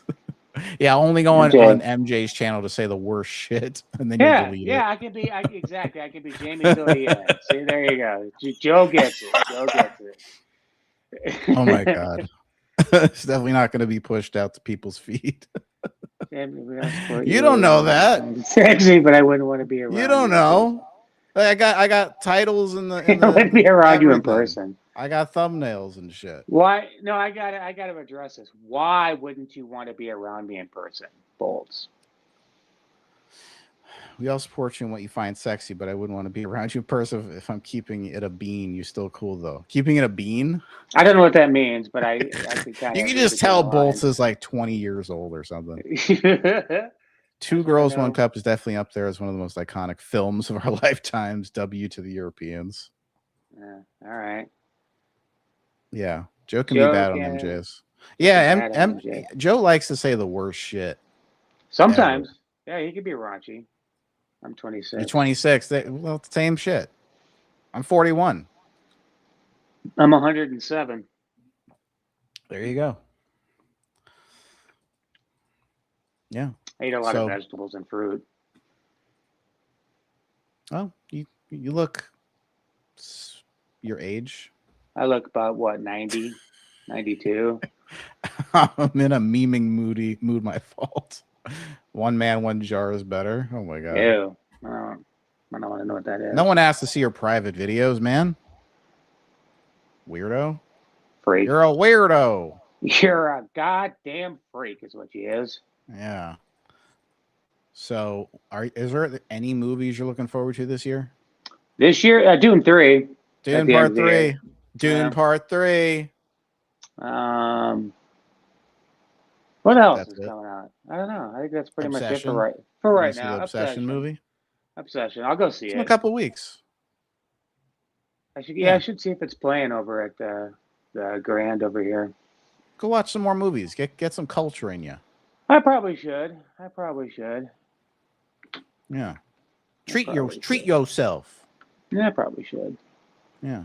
Do you ever do that? You just like treat yourself to a good time somewhere? Grand 22 over here. It's the coolest theater. The inside is like Indiana Jones. Like it's this 1930s Egyptian theme. It's really cool. And they play these old movie soundtracks like Eric Korngold and that kind of stuff, from the 20s and 30s. It's really cool. I love that vibe. It's just really cool. Yeah. Avatar 4. Oh my god. Ew, I didn't even know there was a third one. Top secrets. Turn your camera on, you fucking pussy. Am I in here? Yes, you're in. Yeah, I don't want to put my mask on, man. Sorry, you caught me off guard. And put your hand over your face like this or something. Like Spider-Man. Well, it's like Spidey. Like Spidey. Like Spidey. That troll. Oh, man. Tell MJ, by the way, let me introduce you to, okay? Okay. So, Crime Scene is a guy I met through the Scream community. He started commenting on my channel, and he left kind of trolly comments, I guess. I called him a copycat. Yeah, he said he thought I was copying his content or something. I didn't even watch his content. Okay. But we got into an argument. He agreed with me. He agreed with me about Stu being dead, and basically it was the first time I'd ever seen someone publicly say that. That is what we kind of connected on, I guess. And so from there we became like compatriots against the Stuthers, the people who believe Stu Macher is alive from the original Scream movie. There's a lot of them, if you could believe this, of people I who believe think it. Stu is still alive, and they will argue tooth and nail to the point of being like really, adamant and toxic about it, right? Mm-hmm. And No, that's so, us. yeah, we're the toxic fans. So that's you two. Just the Understood. fact that All we right, disagree, understood. it puts us in a certain camp of people that basically they just attack on sight. Yeah. Because Now we that- dare now to be that- skeptical. Yeah, now that I'm familiar with StreamYard, now that I know how to use this, because when you had me on as a guest co-host, if you will, a month ago, I had never used this platform before, so I didn't know how to send you shit. Right. Now I do. So good. Incoming. Yeah, and MJ is a friend of mine from an old community I used to be from, like the whole Manosphere stuff. I used to talk more in those communities. So I've known MJ for years. So I watched your Showtime Lycan stream the other night, and then I got recommended the stream where you are streaming and driving after, and I saw the picture, and I said, "What the fuck is this?" So I clicked on it, and you're doing a live stream while driving. I was thinking, "Oh shit." Dude, there's like a couple of people who tried to like lecture me or like try to help me. They're like, did you know there's self-driving cars you can get? I'm like, I'm not gonna get a fucking self-driving car to do a live stream for 20 minutes in a car. Yeah. That's for people who can't drive. I can drive very well. Okay. Thank you for your concern. But anyway, so you want to promote your stream, Crime Scene? Oh yeah, sure. Well, you'll be there. So yes, I'll be on. What time is it on? It's at 5, right? 5 p.m. Eastern Standard. Yeah, you got it. Here's the stream that he's having on Friday. I will probably once I go off of his stream, I'll go on to my own stream on Friday. Okay. Possibly. I'm not even sure if I'm gonna. Oh, do you want to? We'll see. On the stream link, if you open it, if you want to play the trailer that's attached, I took the time to make a trailer to preview the stream on Friday. Might as well. Yes, I would, but I don't want to get struck by these people. Oh, you can't. Oh no, there's no video in there. It's all pictures. Yeah, you but there's audio. Oh, they can't do anything. No, they can't do anything. They can strike audio. They can strike audio. Music. Trust me. If you have like music. Trust me, dude. You're dealing with someone who's lost many channels, and I've gotten copyright struck a million times by one fucking idiot on here. You got struck Do you get struck by audio, even if there's other audio covering it up? Do you know it typically has to be music. Doesn't matter. When you fill out the copyright form, it asks you for different things. I do not believe I looked at it recently. There's no option for like using someone's voice. These people can't copyright their voices. No. You don't understand. Okay. So let's say you're speaking right now on my stream, right? Yeah. If someone wanted to use just the audio from my stream, I could literally strike their video or whatever just for using the audio with the same timestamps from this stream. You can try. No, you will succeed. It doesn't matter if it's audio or visual. Well, remember what I told you? I told you about one of the episodes of my show where a filmmaker tried to strike my video and he filled out the copyright form, and that was with a full scene of a video at end of his movie he filmed. The guy who made Margot Robbie, this Australian dude, I used a scene from his movie, and he tried striking the content, and YouTube rejected him and sent me all the shit. Sometimes they will reject it if you don't fill out the form right, or if you take too long of a timestamp or something. But I don't want to chance it. I don't. If you're not comfortable showing their pictures and their voice. No, it's a good little trailer you made though. So if you want to go watch his trailer for that, it's funny. Oh, I was going to send you. So they said they're not going to be there. The trolls. Okay. Well, they've already been in there. So 3 weeks before the stream went live, they were already in the chat. Wow. I just attached that. If you want to look, this is from 2 weeks ago. Yeah, some of these people, you may have seen these people before. I'm sure you're going to be familiar with these. Did you send something? I put it in the, I added the file in here in StreamYard. I don't think I have the power to. Oh, I see it now. Yeah. Okay. You will recognize these people. Oh yeah. This is in the live chat for the stream. When the stream goes live in 19 days. They What is already with got in there. that Scooter guy? Yeah, the ham shot That, and the Scooter. That guy goes around trying to call me a troll, but he has like multiple accounts of the same name. Okay, so you see, and he just says like insulting comments. I think I have another possible addition to make here with the same thing. See, you know, obviously the chat, the XP score thing. I will have to. Do I have that saved? Yeah. Well, basically, so yeah. You know what? I do. Give me 1 moment. You're talking. Wait. Are you talking about the people that are in there? Yeah. So how it ranks? Okay, I can show that part. I could show that part. Yeah, if you'd like to. Look. There. Yeah. No. Okay. Now take a look at this. Now take a look at this. So I'm accused, right, of being a troll because I have several accounts. Mind you, I already owned these accounts, right? I had burner accounts for the purposes of checking, we'll just say the purposes of checking copyright claims before I put the real video on my channel. I have a lot of burner accounts, so I already own them. It takes 2 seconds to change the display name on them in the profile picture. So using my burners, I just made them, you know, Stu's dead, obviously. Stu's obviously dead. Stu's still obviously dead. Right. You have all of these accounts are basically you. Yeah, they're just no. These are these people. But now see, no, here's the thing. I know that these are them. I'm saying I know your accounts. Yeah. So I'm accused of being a troll, right? Because I have an account that says Stu's dead, obviously. Yet this guy here who has this Death Ghost account and this Stu is alive account, you can see it's the same guy. He has the same picture. Yeah, it is the same avatar. He's not the troll, right? He has an account that says Stu is alive. And this Scooter person who has the same account on multiple different accounts, and then he keeps making new accounts. Right. It's because I'm negative, right? I'm the denier. Yeah, I'm a troll, and they're positive. They're the believer. So they can have as many troll accounts as they want, and they're not really. I just think it's funny that they're calling you delusional. It's like how are you the one who's delusional? You're not the one who's fantasizing all these different scenarios in your head. You're the one who's you know, debunking things. Right. You know, and I mean, you know, I wonder if there's other people that have wanted to really do this and they've been attacked too much, because I'm not in the horror and scream community, so I'm on the outside. I can kind of get away with this stuff.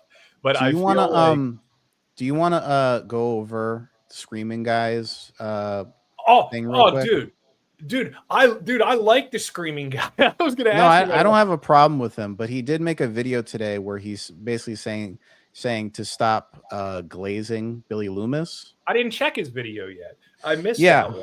No, I watched it, and basically he's saying, you know, Stu is he's the mastermind, right? And you know that Billy Loomis is not. He was, you know, he didn't even kill that many people because Stu killed the teacher at the school. What's his name? That's inaccurate. So he killed the intro. What's her name? Casey Becker and her boyfriend. You know, he's killed all these people, and Billy Loomis only killed like a couple of people or something. And so he's not like the big mastermind. And instead it's Stu Macher, right? Because he's just super in control. Even though, so I left a comment and I said the real mastermind is Roman, as was revealed in Scream 3, right? So, I mean, you don't have to like it, but it is true that he was revealed to have influenced the events of Scream 1. He told Billy Loomis, he gave him the idea, he incepted it. He said, hey, you should go kill Maureen. Here's the plan. Here's what to do, right? This is what she did with, you know, your father and all this stuff, right? So he said to go get yourself a patsy to blame it all on, right? He said that. So and you are baiting me right now into spoiling Friday's stream, but I'm not going to do it. I can't do it. There are some things I would love to say on that so I'll just run through the agenda for you. And I don't know if you checked your contract or not for Friday, but you're going to be contractually obligated to return in 2 weeks, because unfortunately there's no way we're getting to all this on Friday. There's no Okay. way. That's fine. I thought it was going to be possible, but so this Friday, there's going to be some opening jokes because I've got some good recordings, some good things to laugh at. We're going to talk about the alternate Stu cut of Scream 7, which is one of the big myths going around. We're going to be addressing the crash out guy and the beautiful clue of the Woodsboro area code to Gale and Scream 6. Yeah. We're going to be talking about the TV to the head and Jill's defibrillator. That's going to be something. We're going to be talking about the quote plans for the original Scream 3. We're going to be talking about just some general stuff as a writer when people make these things and how these people viewing it and coming up with these theories don't seem to take into account some stuff that's already into the movie. And then probably the last thing, if we get to it, we should, was going to be talking about, is Stu the mastermind? Is it really what people think what's going on there?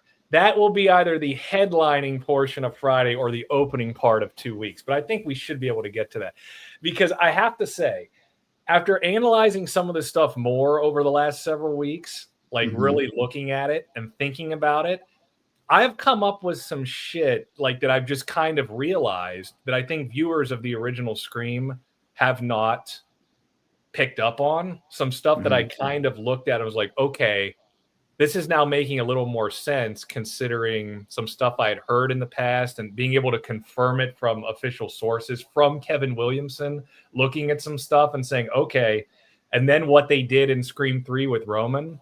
There's some stuff that's really starting to make some sense. And one of the goals, and I did invite M for Friday as well. She said she was going to try and make it. I don't have her email. If you want, I don't know if you communicate with her through email. But I had before for to organize that one stream. Yeah, I wanted to have a couple of horror content creators like you two there, because kind of the goal to pull away from this after you've been in the two streams, there's going to be some stuff that you've probably never heard before or thought about, and it's going to be really good potential content for you to make actual long form videos on that people don't have it out there. And this is the real problem with this, why these people think Stu is alive. They don't have the right information. The only information that's getting passed around is this nonsense garbage on repeat. Like, it's basically just parroting each other, and they have completely bad information, stuff that's factually just proven wrong, and nobody knows about it because no one talks about it. Right. So there's quite a few things with that. Well, that will be an interesting discussion, and it's going to be exciting to have it. Hopefully, we don't get trolled. Actually, I hope we get trolled. Well, I left the chat on that one to public as opposed to subscribers only. MJ, can you imagine, basically trying to destroy people's illusions of, their favorite character being alive in a franchise, like on YouTube? No. Well, this guy does. This guy's silly. an illusion destroyer. He likes to Don't destroy do that. people's illusions. Wow, man. All right. I'm very immature and a troll. It's immature for me to debunk the nonsense, but it isn't immature to make the nonsense. Right? If I have a whole channel, if I have a channel called Stu's Alive, where I am literally calling him fucking Thanos, that's not immature. Here's what I don't understand about the whole Stu's Alive. Like, when you create a channel and you're just like Stu's Alive, and that's the whole channel. Like, what are you trying to accomplish by doing that channel? It's like, if you think Stu's alive, then great. You think it, whatever. But just by the sheer virtue of you putting out the videos and making that channel, it's like you're trying to convince me. Well, I'm not convinced. So they're really putting out this content to try to convince us, the skeptics, right?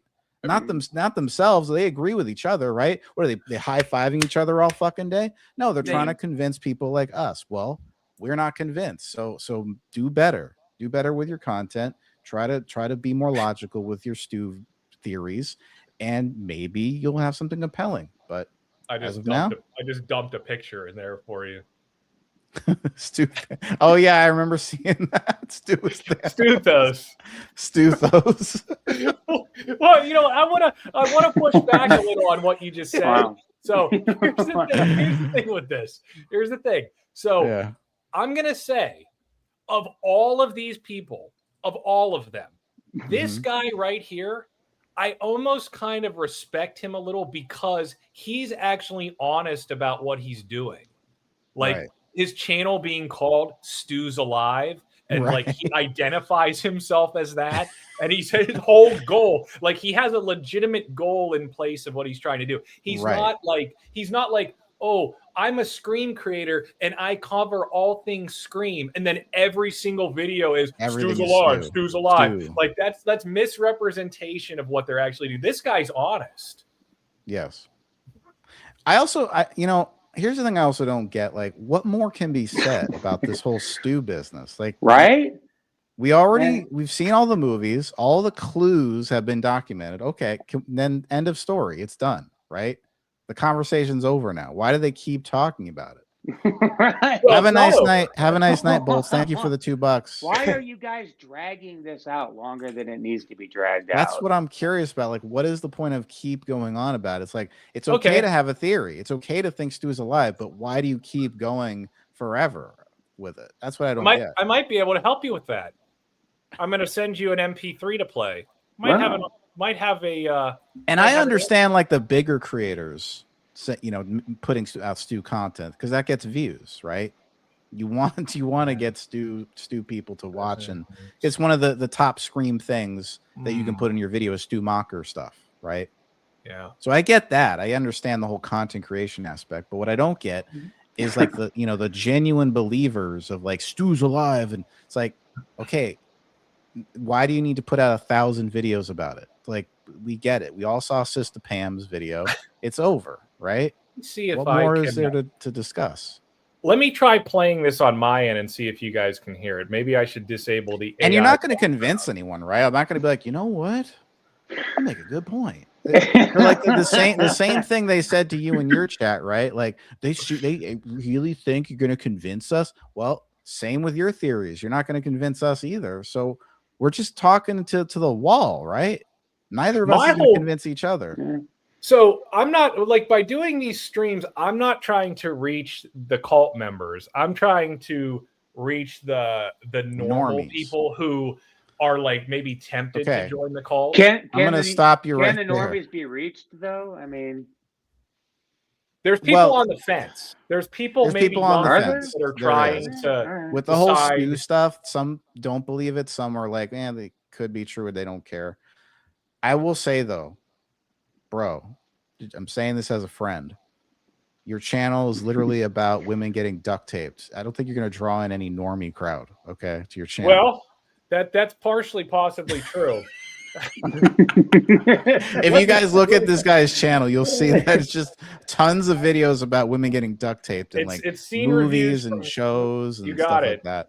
Okay. He does other stuff. I'm not saying that's all, but there's a big part of his channel is talking about that stuff. And when I first saw his channel, I was like, this dude's fucking weird.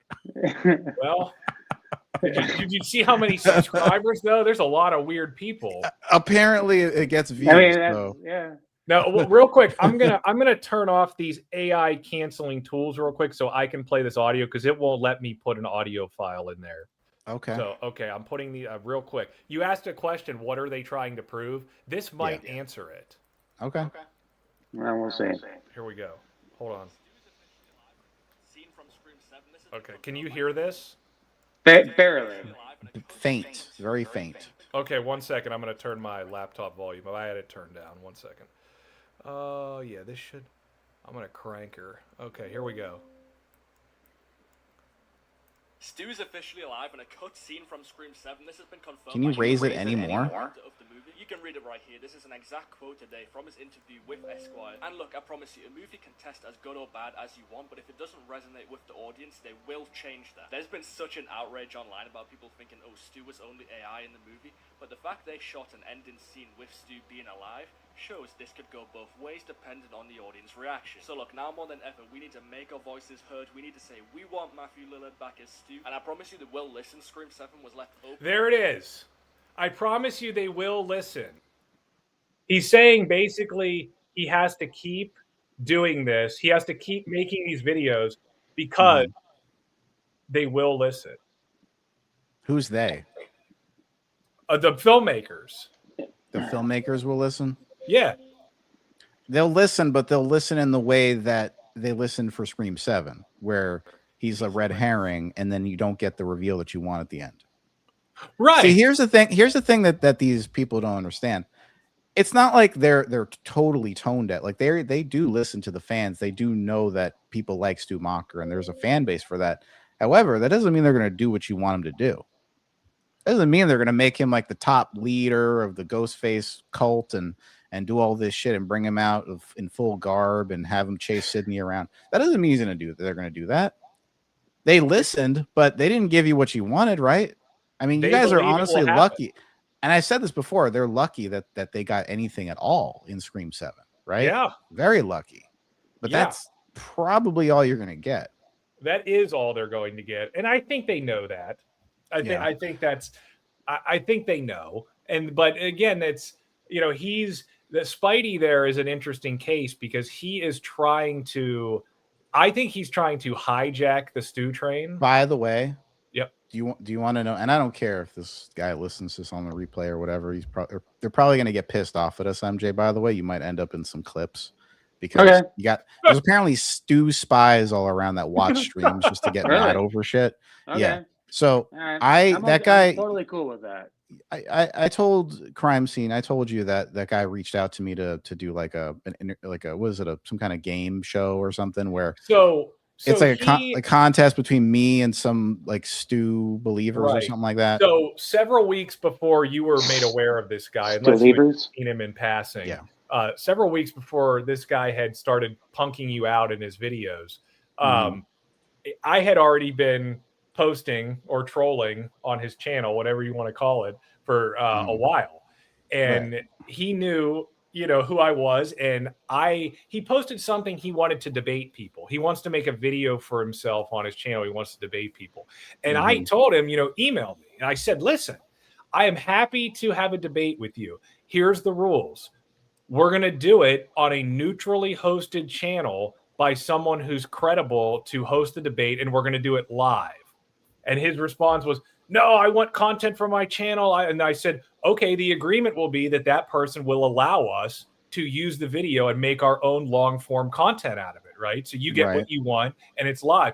No, I want content from my channel. I want it on my... What he's trying to do is he's having one of his Marvel buddies screen record a Zoom call so he can try and clip it and manipulate it and humiliate us. Right, exactly. He could record it himself on a StreamYard. Just invite you up, and then he could take that video, chop it up, and make himself look good. That's what he's trying to do. And so here's the thing.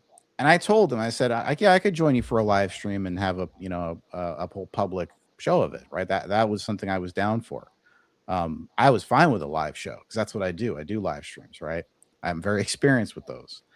And I've even hosted my own like little, contest shows or whatever where you have two people to debate a thing. So I'm very familiar with that. However, when I saw like the guy's videos that he was making referencing me and making posts, like sharing private messages from like fucking Instagram where he asked me, he's like, he still hasn't responded to my message. I'm like, what the fuck this guy's a weirdo. He's like, it's almost like he's trying to start drama with me while at the same trying to get me to like be, part of his show or whatever. And it's like, what is this? This is if he had come at me with more politeness and not taking shots at me in his videos and not expose private messages like a fucking weirdo, then I probably would have done it. I probably would have been like, okay, let's do this, even if he wanted to do like a pre-record, I probably would have done it. But the way he was coming at me, I'm like, this doesn't pass the sniff test. So I'm not entirely sure he's an adult. I just fucking ghosted that guy, and I have no guilt about it whatsoever. Junior, if you're watching this stream, I've been on this platform since 2016. You ain't gonna fucking fool me. All right. Yeah, So I know exactly. I could see you coming from a mile away. You might want to like tone down the cockiness a little bit, and maybe you'll get people to play along your little game. Oh, he was being all nice to me once in emails. He was being all nice to me in the emails originally. Then when I told him what we were going to do, then he started calling me names. He's very immature. I mean, if he is an adult, he's 18 or 19. No, he's got to be like under 20. Like he's a fucking cocky kid. Yeah, and well, again, I think at first I was sort of impressed with his ability to like make videos. I'm like, this is a fairly competent like video editor and like on screen, ability to relay content. Yeah, I was he's not impressed bad. with that.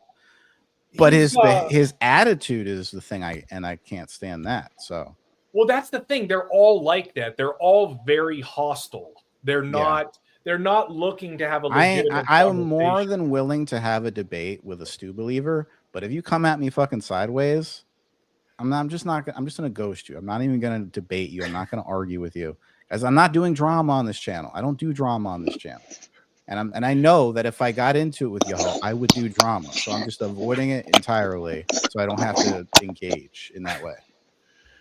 Yeah, it's they're. I mean, we've seen it again. Just what you said before. I'm not gonna get into drama with fucking stew believers, for fuck's sake. It's so stupid, so dumb. Yeah. Like, okay, you believe in stew, I don't. End of story. There's nothing to believe in. Just even just saying it sounds dumb though. Believing in stew. I heard somebody left a comment on one of your videos once where they tried to like create an analogy to explain what was happening. Basically what they said was, these people who, like you said multiple times, what they got in Scream 7, just getting to have Matthew Lillard back playing that character when he's dead and he otherwise would not be showing up, right? That they did that. They should be so happy. But I'll take what the commenter said and kind of modify it a little to make it even funnier. Basically what they're doing is, it's like a kid who asks for certain presents for Christmas, and they worship Santa Claus and they ask for certain presents for Christmas. And then Christmas Day comes and they get all the presents they wanted, but then they found out that Santa didn't leave them, and then they're pissed and they don't want them anymore.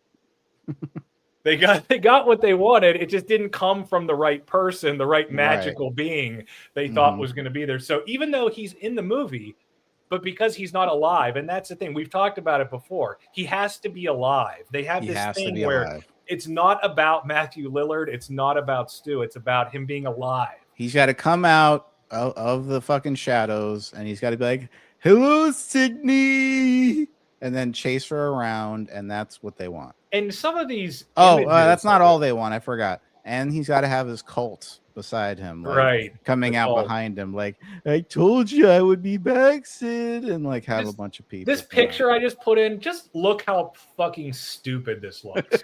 Just like, seriously, that's one of the. Does anybody really want this? Like, is that really? They just took a picture of him from fucking Freddy. Is that really what they want? Do they really want to see this guy? He looks better than that in Scream 7. Yeah, I mean, do they really want this guy to come out in Scream 7? It's like Scream 8. This guy after all this time? Is that really what they're looking for? He was he was an entertaining character in that first movie, but what I don't get the obsession with him. I really don't. And speaking of the Five Nights at Freddy's, the new potential hijacker of the stew train. So I got sidetracked there. I think what Spidey is doing is he sees like possibly a chink in the armor from the stew queen who is leading the train. She has kind of started to waver a little, and I think he's essentially like, she didn't like Scream 7. I have recordings where her enthusiasm and her belief is starting to wane. And I think he may see an opening, and like Wesley Snipes, Snipes and Woody Harrelson. He's like that meme of the black guy with the yellow suit coming out from behind the tree. Yeah, exactly. And like Wesley Snipes and Woody Harrelson in the Money Train, he's coming up through the bottom of the train, and he's trying to get in there and hijack it and steal the money, I think. He's trying to take the stew train. And what this picture right here, this T-shirt. What the fuck is with this phrase with this guy? Because I guess I found out that's his line from Five Nights at Freddy's. This is right. him. I always come back. This is him. Stu has never said. This is him sneaking up from behind Sister Pam. He's like, I'm ready to take that throne, baby girl. He is. By the way, MJ, Sister Pam is a Scream creator. She got really popular on here, and anyway. Okay. Yeah, this guy that we're talking about, he's like a 20-something kid who he could be tried 16. to bait us. Yeah, he tried to bait us into doing content and into a weird drama Scream thing. Just stupid. Yeah, so this isn't like he didn't come up with this. So that I've seen this before, like this picture of Stu and this line, I always come back. And that's literally from Five Nights at Freddy's, that movie. I learned that yesterday. I've been asking myself, what the fuck do they keep saying for? Did Stu ever say that in Scream? Like, is it? No. And he has literally never come back. It's William Afton in Five Nights at Freddy's. He said that line. Yeah. So they're trying putting on the head. Trying to mate his characters. Trying to merge William Afton and Stu together. Yes. Which is, I mean, it is what it is. I will show you. Oh, I will show you. See, there he is. He's putting on the mask. He's like, I always come back. It's literally this scene that he says that. I saw the original. I didn't see the second. Is that in the original? Yes, this is the original. Yeah, I did see it. I only watched it because Beck from You was in it. Mm-hmm. Are you a You fan? Do you know that show? Oh yeah. What did you think Beck of that? was in Five Nights at Freddy's, so I decided to watch it. What did you think of the ending of You? Yeah, I mean, I think it was probably as well as they could have done. Here's the thing. I might have been disappointed if I didn't already fucking know that this was like a feminist leaning show that hates a particular kind of guy. Now, I'm going to tell you what drew me to like the show You on Netflix in the first place. Can you guess what it is? I could tell you why. I mean, so I was kind of recommended it. I saw like the memes and like Joe with the hat on and shit, and I didn't know what it was. Somehow I found out what it was and I watched it. And I will say that the very first scene in that show is amazing. That's one of the best. That whole opening scene with Joe and Beck in the bookstore up until the title card. That's like that's probably the most hooked from a first scene from a show. I saw that first scene. I was like, okay, this is going to be my show. Like I knew the thing that got me to really start following that show and really liking it is that right from the jump, we know that Joe is one of these like simping beta male feminist type of dudes that like, you know, says all the right things to women. He's like, oh, I'm the nice guy. I'm so, you know, I believe in women's rights, all that shit. But he's really a fucking psychopath underneath it all. And from there, I was fucking hooked because I'm like, now I want to see how this ends. And so that's why I'm not disappointed by the ending. Yeah, I mean, I knew it. You knew everyone was gonna bitch. It was probably fairly a similar comparison to Scream 7. I think it ended as well as it could have ended, in my opinion. Like, yeah, for that character, like if that was how, like, let's say Dexter ended, I would have stronger reservations, I guess. But for Joe, who's already kind of a satirical take on a certain kind of guy, I didn't really have a problem with it.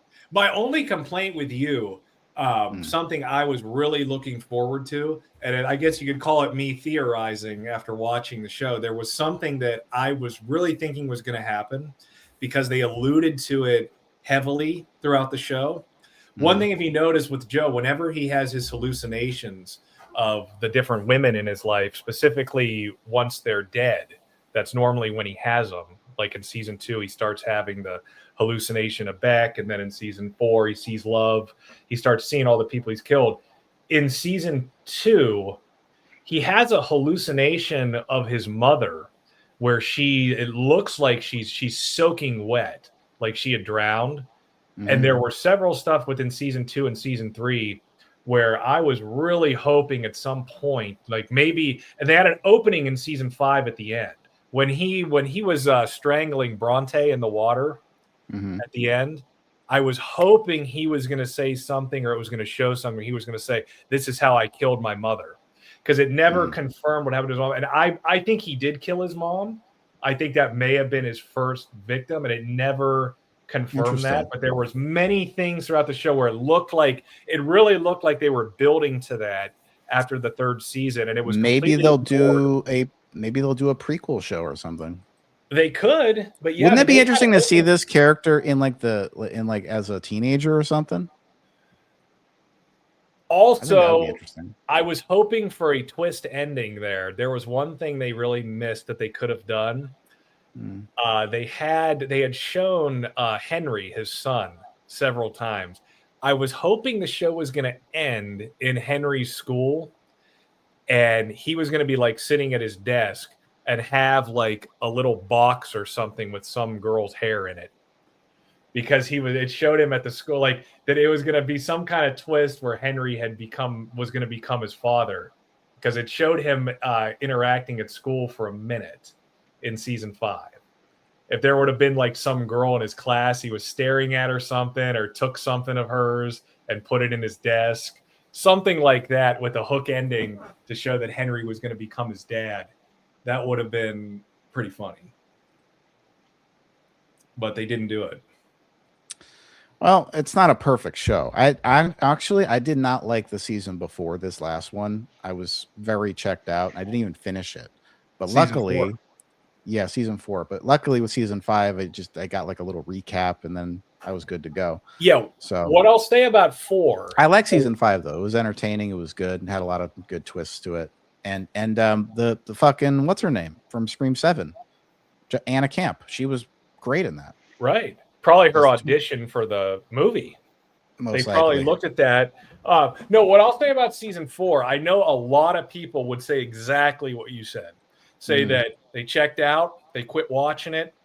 The thing was with that, and if you remember how that was released, they actually released that season in 2 parts. It was the only time they had done that.